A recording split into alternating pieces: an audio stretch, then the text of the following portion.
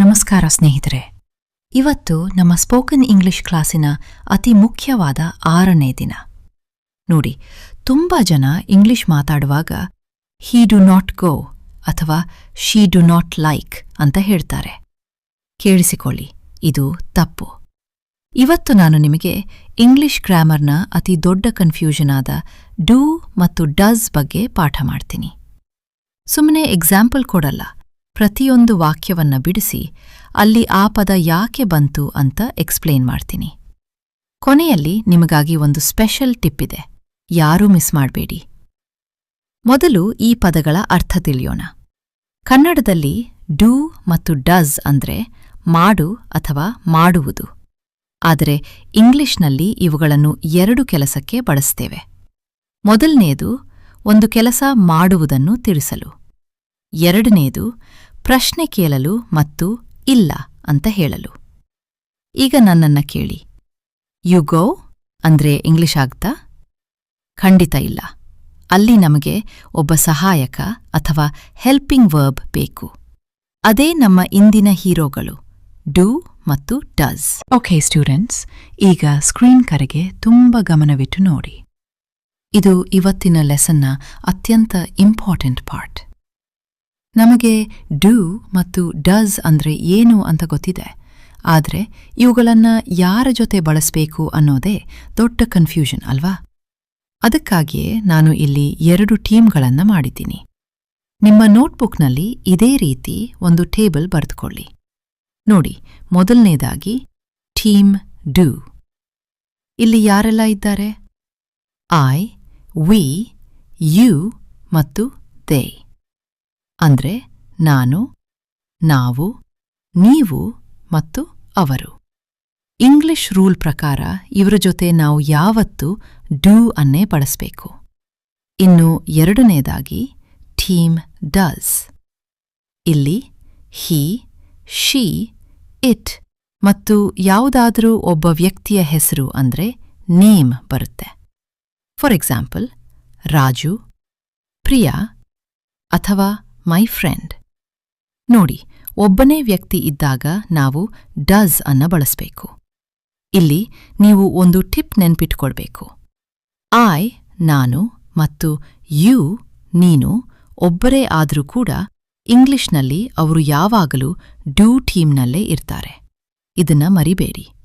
So simple ಆಗಿ ಹೇಳ್ಬೇಕಂದ್ರೆ, ಜಾಸ್ತಿ ಜನ ಅಂದ್ರೆ ಬಹುವಚನ ಇದ್ದಾಗ ಡೂ ಬಳಸಿ, ಒಬ್ಬರೇ ವ್ಯಕ್ತಿ ಅಂದ್ರೆ ಏಕವಚನ ಇದ್ದಾಗ ಡಸ್ ಬಳಸಿ. ಈ ಪಾಯಿಂಟ್ ಕ್ಲಿಯರ್ ಆಯ್ತಲ್ಲ? ಹಾಗಾದ್ರೆ ಬನ್ನಿ ಈಗ ಎಕ್ಸಾಂಪಲ್ಸ್ ನೋಡೋಣ. ಮೊದಲನೇ ಎಕ್ಸಾಂಪಲ್ನಲ್ಲಿ ಐ ಸ್ಪೀಕ್ ಕನ್ನಡ ಅಂತಿದೆ. ಅಂದ್ರೆ ಇಲ್ಲಿ ನಾನು ನನ್ನ ಬಗ್ಗೆ ಹೇಳ್ತಿದ್ದೀನಿ, ಹಾಗಾಗಿ ಸ್ಪೀಕ್ ಹಾಗೆಯೇ ಇದೆ. ಈಗ ಎಕ್ಸಾಂಪಲ್ 2 ನೋಡೋಣ. ಇಲ್ಲಿ ನೋಡಿ ಸ್ಟೂಡೆಂಟ್ಸ್, ಶಿ ಸ್ಪೀಕ್ಸ್ ಕನ್ನಡ ಅಂತಿದೆ. ನಾನಿಲ್ಲಿ ಸ್ಪೀಕ್ಗೆ ನಾನು ಎಸ್ ಸೇರಿಸಿದ್ದೀನಿ. ಯಾಕೆ ಗೊತ್ತಾ? ಇಂಗ್ಲಿಷ್ನಲ್ಲಿ ಹಿ, ಶಿ, ಇಟ್ ಅಥವಾ ಒಬ್ಬ ವ್ಯಕ್ತಿಯ ಹೆಸರು ಬಂದಾಗ ಆ ಕ್ರಿಯೆಗೆ ಒಂದು ಎಸ್ ಎಂಬ ಸಪೋರ್ಟ್ ಬೇಕೇ ಬೇಕು. ಇದನ್ನ ಎಸ್ ರೂಲ್ ಅಂತ ಕರಿತೀವಿ. ಓಕೆ ಫ್ರೆಂಡ್ಸ್, ಈಗ ನಾವು ವಾಕ್ಯಗಳನ್ನ ಮಾಡೋದನ್ನ ಕಲಿತೆವು. ಆದ್ರೆ ಬರೀ ನಾವೇ ಮಾತಾಡಿದ್ರೆ ಸಾಲದು, ಎದುರಿಗಿರೋರನ್ನ ಪ್ರಶ್ನೆ ಕೇಳೋದು ಕೂಡ ಒಂದು ಇಂಪಾರ್ಟೆಂಟ್ ಸ್ಕಿಲ್. ಇಂಗ್ಲಿಷ್ನಲ್ಲಿ ಡೂ ಬಳಸಿ ಪ್ರಶ್ನೆ ಕೇಳೋದು ಹೇಗೆ ಅಂತ ಈಗ ನೋಡೋಣ. ಇಲ್ಲಿ ಒಂದು ಸಿಂಪಲ್ ಫಾರ್ಮುಲಾ ಅಥವಾ ರೂಲ್ ಇದೆ, ಗಮನಿಸಿ. ಮೊದಲು ಡೂ ಇರಬೇಕು, ನಂತರ ನಮ್ಮ ಸಬ್ಜೆಕ್ಟ್ ಅಂದ್ರೆ ಐ, ವಿ, ಯು ಅಥವಾ ದೇ ಇರಬೇಕು. ಕೊನೆಯಲ್ಲಿ ಆ ಕೆಲಸ ಅಂದ್ರೆ ಆಕ್ಷನ್ ಇರಬೇಕು. ಫಾರ್ ಎಕ್ಸಾಂಪಲ್, ನೀವು ಯಾರಿಗಾದರೂ ನೀವು ಮಾಂಸಾಹಾರ ತಿನ್ನುತ್ತೀರಾ ಅಂತ ಕೇಳಬೇಕು ಅಂದುಕೊಳ್ಳಿ. ಆಗ ನೀವು ಯು ಈಟ್ ನಾನ್ ವೆಜ್ ಅಂತ ಕೇಳೋದು ಗ್ರಾಮರ್ ಪ್ರಕಾರ ಸರಿಯಲ್ಲ. ಬದಲಾಗಿ do you eat non veg ಅಂತ ಕೇಳಬೇಕು. ನೋಡಿ, ಇಲ್ಲಿ ಯು ಇರೋದ್ರಿಂದ ನಾವು ಡೂ ಸಹಾಯ ತಗೊಂಡಿದ್ವೆ. ಇನ್ನೊಂದು ಎಕ್ಸಾಂಪಲ್ ನೋಡಿ. ಡು ದೇ ವಾಚ್ ಮೂವೀಸ್ ಅಂದ್ರೆ ಅವರು ಸಿನಿಮಾ ನೋಡ್ತಾರಾ? ಇಲ್ಲಿ ದೇ ಅಂದ್ರೆ ಜಾಸ್ತಿ ಜನ ಅಲ್ವಾ? ಅದಕ್ಕೆ ನಾವು ಇಲ್ಲಿ ಕೂಡ ಡೂ ಬಳಸಿದ್ದೀವಿ. ಓಕೆ ಸ್ಟೂಡೆಂಟ್ಸ್, ಈಗ ಕಲಿತದ್ದನ್ನು ಪ್ರಾಕ್ಟೀಸ್ ಮಾಡುವ ಸಮಯ. ಸ್ಕ್ರೀನ್ ಮೇಲೆ ಕಾಣಿಸ್ತಿರೋ ಈ 10 ವಾಕ್ಯಗಳನ್ನ ಗಮನಿಸಿ. ನಾನು ಪ್ರತಿಯೊಂದು ವಾಕ್ಯವನ್ನ ಬಿಡಿಸಿ ಹೇಳ್ತೀನಿ. ಯಾಕಂದ್ರೆ ಲಾಜಿಕ್ ಅರ್ಥವಾದರೆ ಮಾತ್ರ ನಿಮಗೆ ಇಂಗ್ಲಿಷ್ ಈಸಿ ಆಗತ್ತೆ. Do you know me? ನಾನು ನಿಮ್ಗೆ ಗೊತ್ತಾ? ನೋಡಿ, ಇಲ್ಲಿ ಯು ಇರೋದ್ರಿಂದ ನಾವು ಡೂ ಬಳಸಿದ್ದೀವಿ. ಎದುರಿಗಿರೋರನ್ನ ಪ್ರಶ್ನೆ ಕೇಳೋಕೆ ಇದು ಬೆಸ್ಟ್ ವಾಕ್ಯ. Does she no me? ಅವಳಿಗೆ ನಾನು ಗೊತ್ತಾ? ಇಲ್ಲಿ ವ್ಯಕ್ತಿ ಬದಲಾದ್ರು. ಶಿ ಅಂದ್ರೆ ಒಬ್ರೇ ಅಲ್ವಾ? ಹಾಗಾಗಿ ಇಲ್ಲಿ ಡಸ್ ಬಂತು. Do they play football? ಅವರು ಫುಟ್ಬಾಲ್ ಆಡ್ತಾರಾ? ಇಲ್ಲಿ ದೇ ಅಂದ್ರೆ ಜಾಸ್ತಿ ಜನ. ಬಹುವಚನ ಬಂದಾಗ ನಾವು ಕಣ್ಣು ಮುಚ್ಚಿ ಡೂ ಬಳಸಬೇಕು. Does Raju speak English? Raju English ಮಾತಾಡ್ತಾನಾ? ಗಮನಿಸಿ, ರಾಜು ಅನ್ನೋದು ಒಬ್ಬ ವ್ಯಕ್ತಿಯ ಹೆಸರು. ಹೆಸರು ಬಂದಾಗ ನಾವು ಡಸ್ ಅನ್ನೇ ಬಳಸಬೇಕು. Do we go there? ನಾವು ಅಲ್ಲಿಗೆ ಹೋಗೋಣವಾ? ವಿ ಅಂದ್ರೆ ನಾವು. ಇದು ಟೀಮ್ ಡೂಗೆ ಸೇರುತ್ತೆ. ಹಾಗಾಗಿ ಇಲ್ಲಿ ಡೂ ಇದೆ. Does it work? ಇದು ಕೆಲಸ ಮಾಡ್ತಾ? ಯಾವುದಾದ್ರೂ ವಸ್ತು ಅಥವಾ ಪ್ರಾಣಿಯ ಬಗ್ಗೆ ಮಾತಾಡುವಾಗ ನಾವು ಇಟ್ ಬಳಸ್ತೀವಿ. ಇಟ್ ಬಂದಾಗ ಯಾವತ್ತೂ ಡಸ್ ಬರಬೇಕು. I don't smoke. ನಾನು ಧೂಮಪಾನ ಮಾಡಲ್ಲ. ಇದು ನೆಗೆಟಿವ್ ವಾಕ್ಯ. ಐ ಬಂದಿರೋದ್ರಿಂದ ನಾವು ಡೂ ಪ್ಲಸ್ ನಾಟ್ ಅಂದ್ರೆ ಡೋಂಟ್ ಬಳಸಿದ್ದೀವೆ. He doesn't smoke. ಅವನು ಧೂಮಪಾನ ಮಾಡಲ್ಲ. ನೋಡಿ, ಇಲ್ಲಿ ಹೀ ಬಂದ ತಕ್ಷಣ ಡೋಂಟ್ ಹೋಗಿ ಡಸಂಟ್ ಆಗಿದೆ.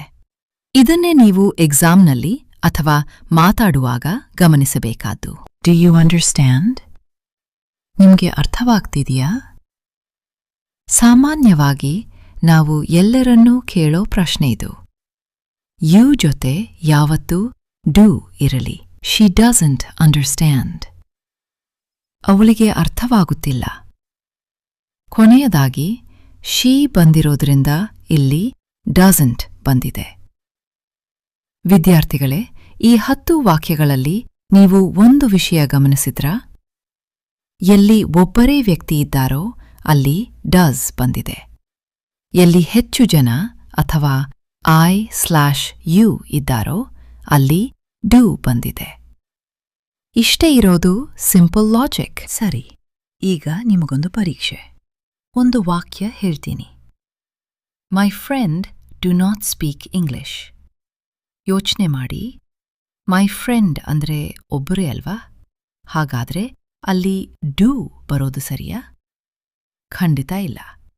ಇಲ್ಲಿ ಏನು ಬರಬೇಕು ಅಂತ ಯೋಚನೆ ಮಾಡಿ ಸರಿಯಾದ ವಾಕ್ಯವನ್ನ ಈಗಲೇ ಕಮೆಂಟ್ ಮಾಡಿ. ಯಾರು ಸರಿಯಾಗಿ ಬರೀತೀರೋ ಅವರಿಗೆ ನನ್ನ ಕಡೆಯಿಂದ ಒಂದು ಲೈಕ್ ಸಿಗುತ್ತೆ. ಸ್ನೇಹಿತರೆ, ಇವತ್ತಿನ ಈ ವಿವರವಾದ ಪಾಠ ನಿಮಗೆ ಅರ್ಥವಾಗಿದೆ ಅಂತ ಭಾವಿಸ್ತೀನಿ. ಗ್ರಾಮರ್ ಅಂದ್ರೆ ಕಷ್ಟಪಡಬೇಡಿ. ಈ ರೀತಿ ಲಾಜಿಕ್ ಇಟ್ಟುಕೊಂಡು ಕಲಿಯಿರಿ. ನಾಳೆ 7ನೇ ದಿನದ ಕ್ಲಾಸ್ನಲ್ಲಿ ನಾವು ಡಿಡ್ ಅಂದ್ರೆ ಕಳೆದು ಹೋದ ಕಾಲದ ಬಗ್ಗೆ ಕಲಿಯೋಣ. ಆ ಕ್ಲಾಸ್ ಮಿಸ್ ಮಾಡಬೇಡಿ. ಈ ವಿಡಿಯೋ ಇಷ್ಟವಾಗಿದ್ರೆ ಲೈಕ್ ಮಾಡಿ ಮತ್ತು ತಪ್ಪದೆ ನಮ್ಮ ಫ್ಯಾಕ್ಟ್ವೈಡ್ ಕನ್ನಡಗೆ ಸಬ್ಸ್ಕ್ರೈಬ್ ಆಗಿ. ಕಲಿತಿದ್ದನ್ನ ಅಭ್ಯಾಸ ಮಾಡೋದನ್ನ ಮರಿಬೇಡಿ. ಧನ್ಯವಾದಗಳು.